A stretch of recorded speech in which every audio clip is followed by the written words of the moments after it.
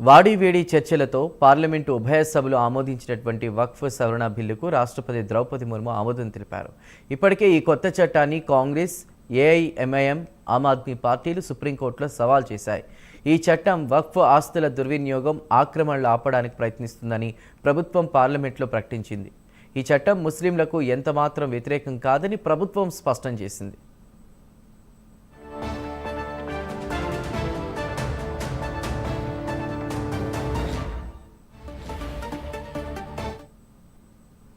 ఉమ్మడి parliamentary committee ఏర్పాటుతో సహా 6 నెలల చర్చల తర్వాత చాలా సవరణలు అంగీకరించారు. అనంతరం 2 సభల్లో ప్రవేశపెట్టారు. రాజ్యసభలో బిల్లుకు అనుకూలంగా 128 మంది సభ్యులు ఓటు వేశారు. 95 మంది వ్యతిరేకించారు. లోక్సభలో 288 మంది సభ్యులు అనుకూలంగా ఉంటే వ్యతిరేకంగా 232 మంది సభ్యులు ఓటు వేశారు. ఇక ఈ చట్టం రాజ్యాంగ ప్రాథమిక హక్కులను ఉల్లంఘిస్తుందని Congress MP Mohammed Javed, MIM MP Asaduddin Owaisi, AAP MLA Amanatullah Khan సుప్రీంకోర్టులో పిటిషన్లు దాఖలు చేశారు.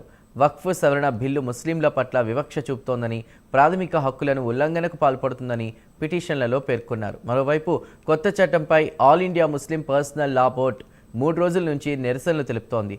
దేశవ్యాప్తంగా నిరసనలు చేపట్టాలని పిలుపునిస్తోంది.